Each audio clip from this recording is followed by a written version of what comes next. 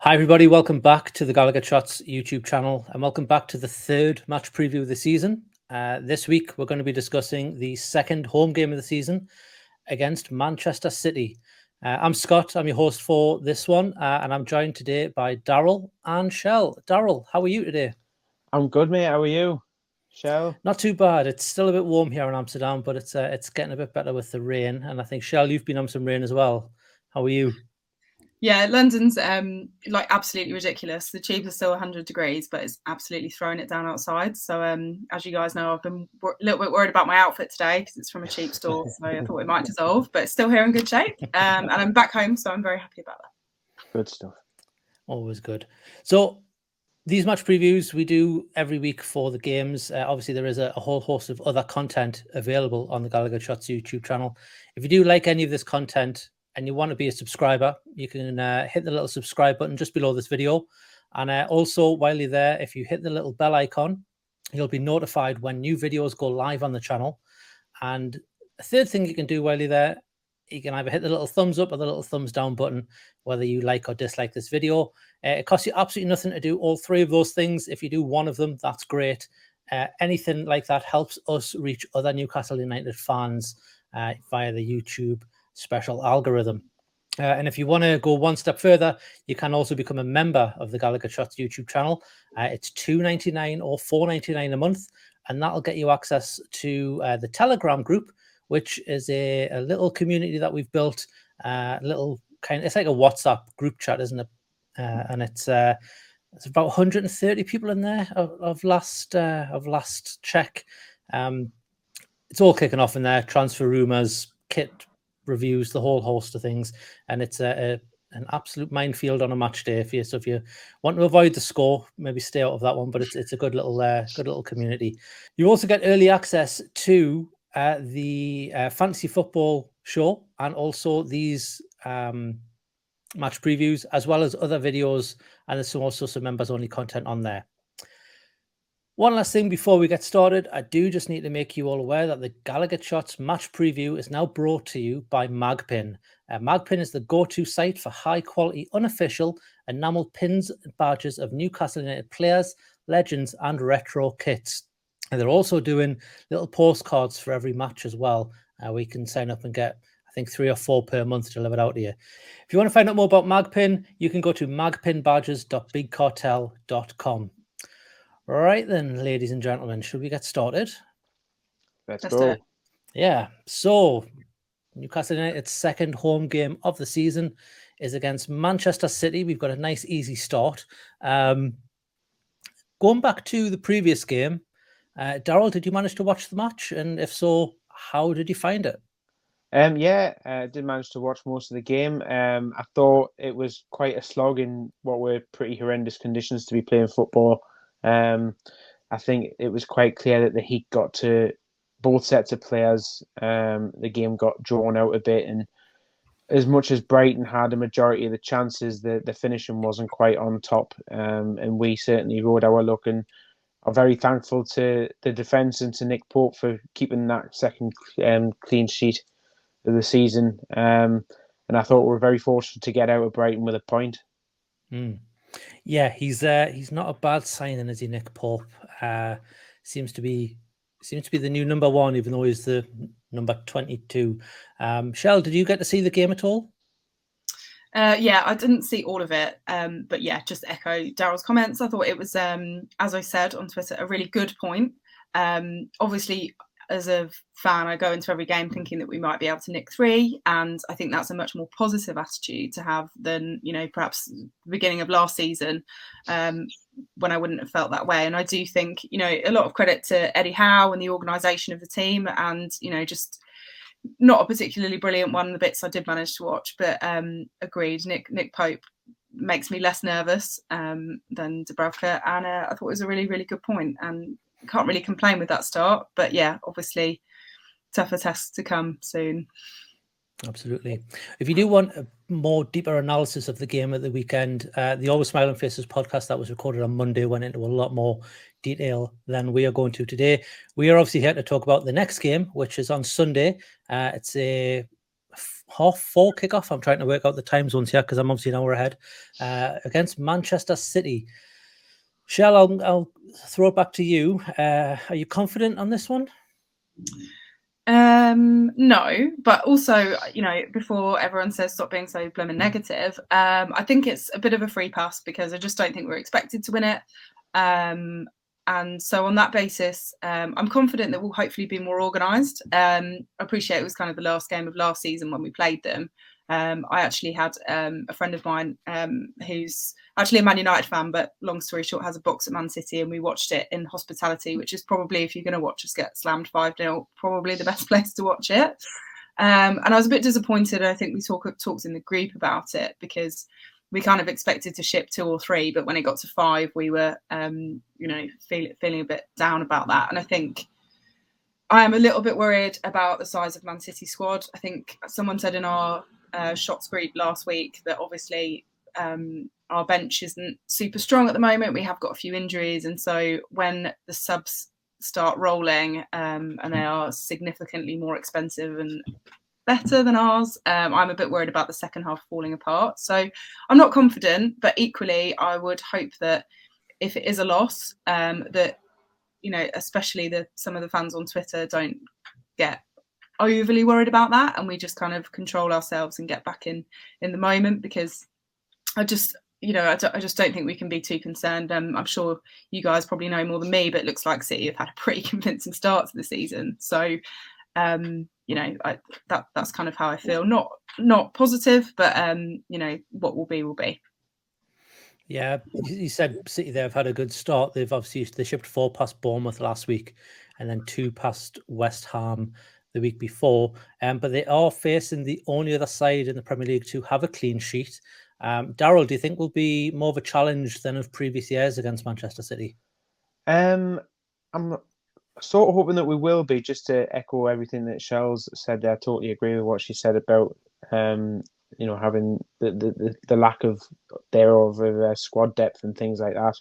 And I think my view looking at this game is, if we were to lose, I want to make sure that we make them work hard for that victory.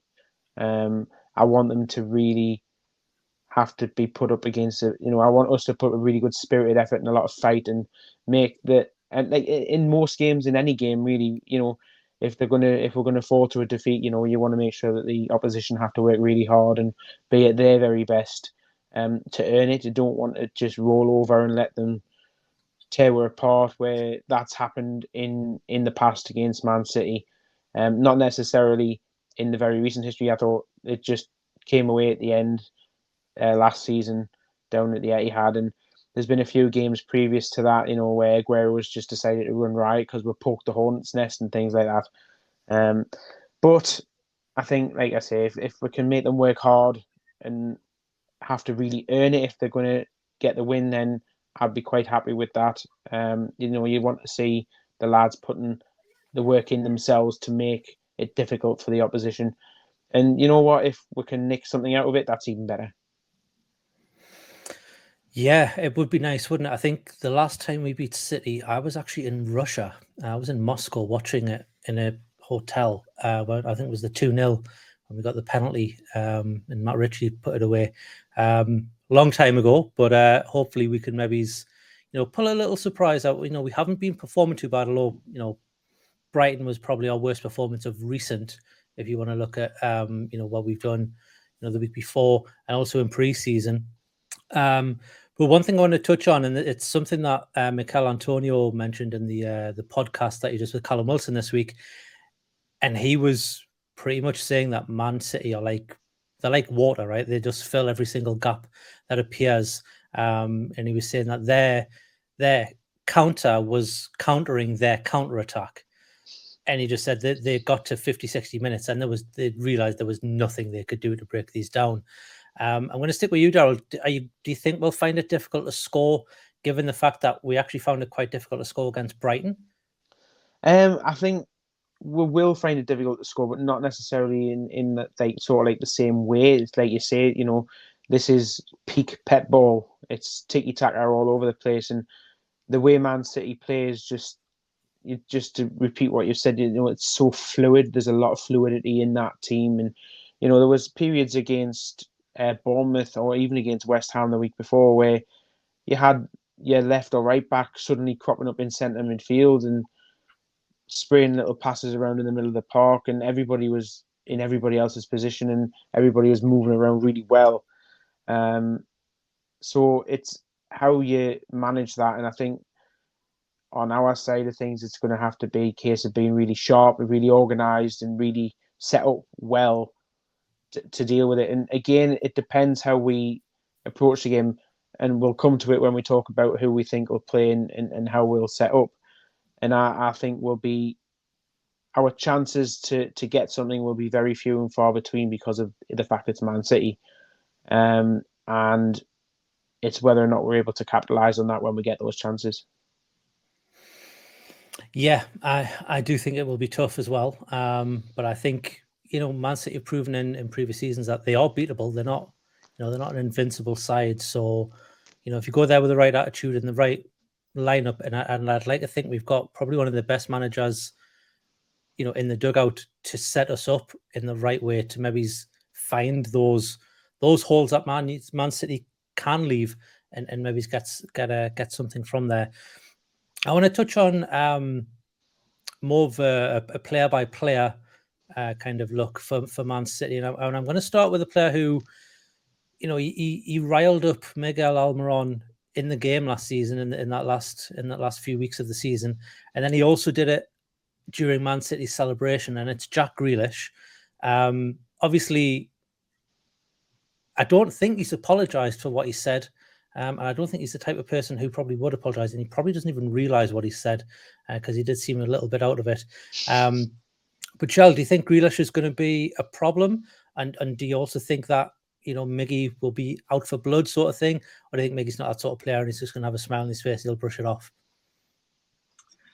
I think Grealish is always a problem. I don't think you can kind of rule him out. He puts in some very tricky balls, and even if he doesn't start, I would expect that we will see him at some point. And yeah, I don't think anyone can say that he's not a problem. I think obviously, it's very difficult when it's one of our players that he's taken the mick out of. I think Jack Grealish has got a lot to bring to the table in terms of the way that he just does not care about his how he's portrayed in social media, and I think that that's fine. And I think in the group we've laughed at many of the things that he's posted. It's very difficult when it's one of your players, and particularly when it's one of your players that probably, I think if it's Maxi, then he's probably just going to tweet him back something particularly ridiculous, and it's not going to stay on his mind for more than 5 seconds. I think the fact that it's Miggy and he's still getting, his confidence and understanding the league, even maybe now still a little bit, is makes it more difficult. But no, I don't think. And actually, I think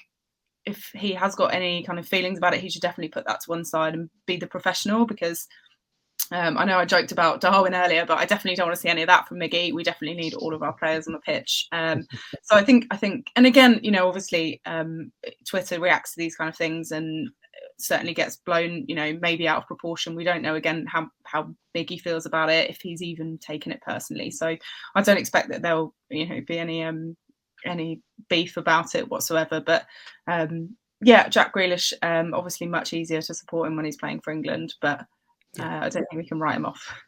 Absolutely. And obviously, Man, you have a whole host of players. We can't go through all of them, otherwise, this will be here until Sunday night when the match is. But I do want to touch on, obviously, their major acquisition over the summer. And I'm going to come to you, Daryl. Erling Holland. He seems a bit special, doesn't he? Oh, absolutely. I mean, you worry, there's always talk about these players who come into this league from abroad and, can they do it? Have they got the mettle? Can they, the old phrase, can they do it on a cold night in Stoke on a Tuesday or whatever? Yeah. To be fair, from what we've seen from him so far, he doesn't have to be in a game.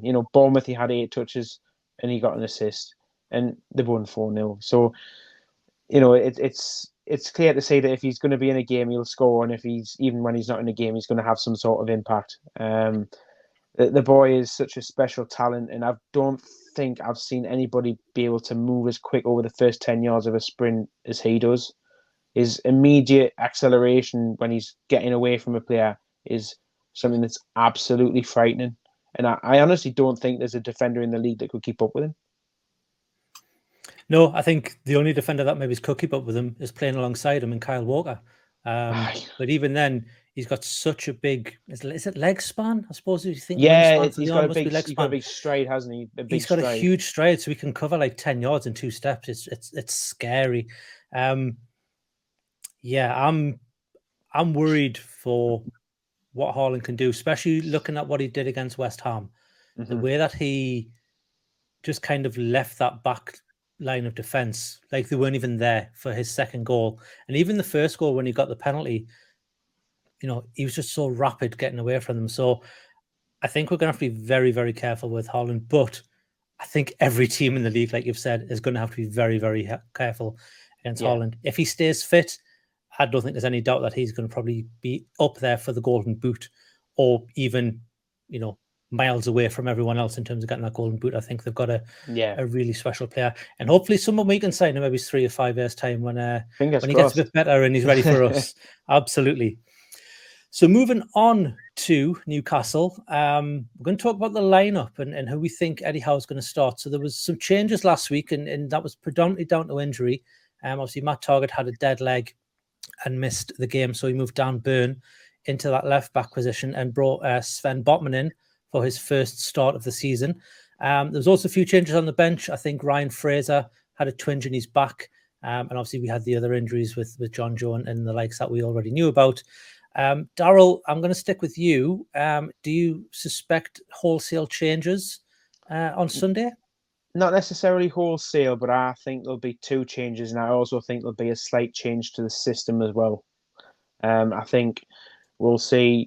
I mean, goalkeeper in that picks itself. I think we'll probably see Matt Targett come in, and we'll revert to a back 5 and have Targett and Trippier as wing backs, and then have your 3 central as Shea, Botman, and Burn. I also think we'll stick with the 3-man central midfield that we have, but I think we'll see Sean Longstaff come in for Willock, simply because Sean can get about the pitch a little bit better, and he has that tactic. You know, his defensive works a lot better than Willock's as well. And I think St. Maximin will drop out, and I think we'll see Miggy and Wilson as the sort of de facto front 2. Maybe Miggy a little bit deeper behind Wilson, but I think Wilson will be the man up top. Interesting. So you think St. Maximin will be dropped down to the bench? I think so, yeah, and maybe considered as an impact sub later in the game if required. Shell, what's your opinions on that? I mean, it's difficult, isn't it? How do you set up against City? Do you set up really defensively and then invite them on, or do you stick with what you had? I think against Brighton, and I think, again, this is something that everyone was kind of commenting on, we did look a little bit disorganised. And I'm not going to say that's just because Matty Targett was out of the line or whatever. You know, I think we were playing players out of position, though, and I don't think that necessarily worked. So on that basis, I wouldn't be surprised if we change it. But also, I just wouldn't want to be Eddie Howe, because if he changes it and it's very defensive and then we invite on the pressure, then he's in trouble. If he keeps it attacking, then, as you say, I think, you know, Willock in midfield is a bit iffy. And again, I'm a bit worried about if we play some of the weird long balls that we were doing. Trippier wasn't making a lot of brilliant passes. Actually, in the first 2 games, some of his passing's been a bit long and a bit off. At least we haven't got John Joe Shelby, lumping it up. And I'm worried if we're going for those long balls to Maxi, the counter could absolutely rip us apart. So, I don't know what he'll do about the lineup, but I think he's probably in for criticism either way, which is always good. Yeah, there's no escaping NUFC Twitter, no matter what you do, good or bad.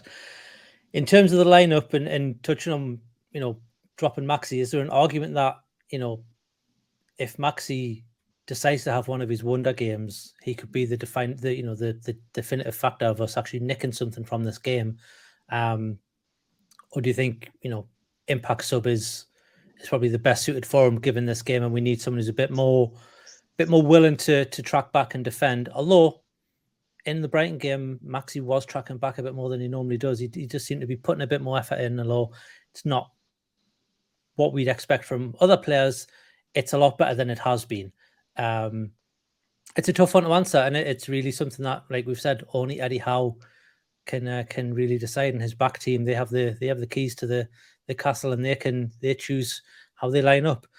I personally think. Go on. Yeah, sorry, go on. I was just going to say, I think with what Daryl said about Miggy, I think if we're 4-0 down to City, Miggy's still going to track back, regardless of how shit Grealish thinks it is. I think if we go even like 2-0 down, I think Maxi's like head down, not really feeling it. I feel like if you get Miggy on for the first 30 minutes, you've got kind of like a solid, second runner in the relay, whereas Maxi is a bit more risky. But like you say, but how can Eddie Howe say, you know what, Maxi, you're going to have a really good game today, or are you going to try and skin all 11 Man City players and lose the ball a load, Absolutely. It's one of those unpredictable things which probably makes his decision that little bit harder when it comes to who does he pick. I tend to agree with you, Daryl, that we'll probably go with 5 at the back. Although it hasn't really worked for us in the past, when we want to shut up shop, it's probably the best way to do it. And I'd hate to use the word park the bus, but you kind of have to against City just to absorb as much pressure as you can, and then maybe get them when they've made a little mistake or catch them on the counter-attack. It'll be interesting to see how he lines up. I do think Nick Pope will keep his space. I think, he's made enough saves against Brighton, and also even in the first game where he maybe wasn't needed as much because Forest just simply weren't attacking us, but he was there when needed, and it was more reflexes. But whether against Brighton, he was a lot more active. And like you've said, Shell, you feel a lot more confident with Nick Pope between the sticks. Not saying Dubravka's a bad goalkeeper, but he does always seem to have a mistake in him, which worries you at times. It's always in the back of your mind. Nick Pope, we haven't seen that yet, and I'm going to hope he doesn't have that sort of thing in him. So fingers crossed, he can deliver the goods. I think Wilson starts. I think that's a given. You have to start Wilson regardless. If anything, he gives us that little bit of pace. If he can win a long ball and get that little knock on, or someone else can pass it to him, he's got space he can run into. I think it's going to be mostly unchanged. I think he'll stick with the same centre midfield as well. Although I forgot Willock was on the pitch against Brighton. There was times when he would pop up and I'd be like, oh, there he is. I didn't realise he was there. So maybe we'll get a swap for Longstaff, who is a bit more defensive minded than Willock is. But Eddie Howe's the type of manager, who doesn't change a winning formation. And although technically we didn't win last week, we didn't lose either. So he's got a difficult decision to make. And no doubt we'll get the lineups nice and early from Daryl, as always, on the weekend. Moving on to the game itself, I'm going to ask you all for your predictions. I'll start with you, Daryl. Newcastle, Man City. What's your scoreline prediction for this week? I think Man City will take it, and I think it'll be 2-0. 2-0 City. Okay, Shell, your prediction? 3-1 City. 3-1. I'm going to go for a 2-1 City. I do think we'll nick a goal. I actually think we'll nick a very early goal. I think we'll catch them off guard. But then I don't think City, I don't think you can't not concede against City at the moment. They just seem to be absolutely rampant. So, I'll go for a 2-1. But with a nice early goal from us. Maybe it's a Callum Wilson header or something, or maybe it's a penalty or something early on, which would be nice. I do think, though, and coming back to this, if we do nick an early goal, we could absorb a lot of pressure and maybe nick a point. Maybe get a 1-1, but I'll stick with 2-1 Man City win. Nice and positive from all three of us for this one, but it is Man City. I mean, you kind of expect us to get a win. I think if you put any money on Newcastle winning and you get that in, good luck to you. Like that is a ballsy move. How many did you win their first game by? 2. 2-0. 2-0 against West Ham, and then 4-0 against Bournemouth. Right, so I have. You could probably. We'll score. Sorry, I said we'll score, so that is positive. Oh yes, absolutely, and we will be the first team to score against City this season, and likewise they'll be the first team to score against us. So that'll be nice. One other thing I want to quickly touch on for Man City, they do have a game on Wednesday. They have a friendly charity game in Barcelona. It's a charity match about ALS disease. I'm not going to try and pronounce the name of the cup because I will butcher it. Daryl, I don't know if you want to give it a go. I would need to go and look at it and read it again before I even attempt to try and pronounce it. Yeah. But that could have an impact. I know it's only a friendly, I know it's only a charity game, but I think they'll probably have an obligation to play a few of their players. So, does do Man City rest players against us, or do they rest players against Palace? It's a tough one to call for that side of it. And then obviously they've also got a game the following Wednesday after Palace. So they've got a lot of games coming up, but they do have a big squad, and that is always the worry. Yeah, absolutely. Anything else to add from anybody? I would add, Scott, just going back to what we were talking about earlier with Jack Grealish and how he himself could actually sway the game in our favour, because as you will both be well aware that we absolutely love to target a pantomime villain in the opposition squad.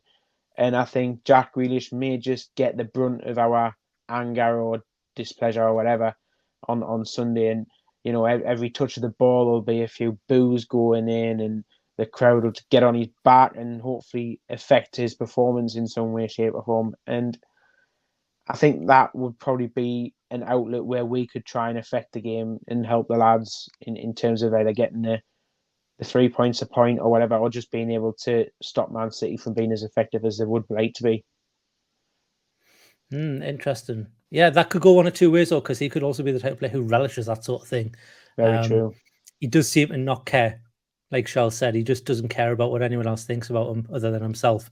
First time he gets tackled or goes down on the floor, the place will be roaring. Yeah, it will be with rage. And it'll be nice to be back at St James's Park in front of another sellout crowd. Hopefully, War Flags have got another nice little display going on. I haven't seen or heard anything from them this week. It's been very hush-hush, hasn't it? Yeah, that could be a good sign. We'll see what happens there. Thanks, everybody. This was a good one. I enjoyed this little chat about Man City. And Shell, good to see you back on the channel. Was it the quiz you were last on? Yeah, good to be back. That's all that I was going to add, just to say, yeah, I came up for the friendly just before the first home game, and the atmosphere was absolutely incredible. So I can only imagine it's even better for City. So I think not going to make a huge amount of difference. But yeah, hopefully that will be a nice atmosphere, at least for the players, and get them really G'd up for it, because we need them on kind of top form at least. Yeah, I mean, the 12th man, you can never kind of rule that out as being effective. So we'll see what happens. City isn't the loudest ground in the world to play against. So yeah, it could come a shock to them. We'll see what happens. Thanks, Daryl. Thanks, Shell. Really enjoyed that one. If you do like this content, you can always hit that like and subscribe button just below this video. And you can also hit the little bell icon if you want to be notified when new videos come up. We have a lot of content coming up throughout the weeks here on the Gallowgateshots YouTube channel. Coming up next, you'll probably have extra time on Friday. We may have a little match reaction for the City game, depending on how bad or good that is. And there's also be another match preview for the Tranmere game. So look out for that at the early next week. Yeah, thanks, everybody. We'll see you in the next one. Thanks. Bye.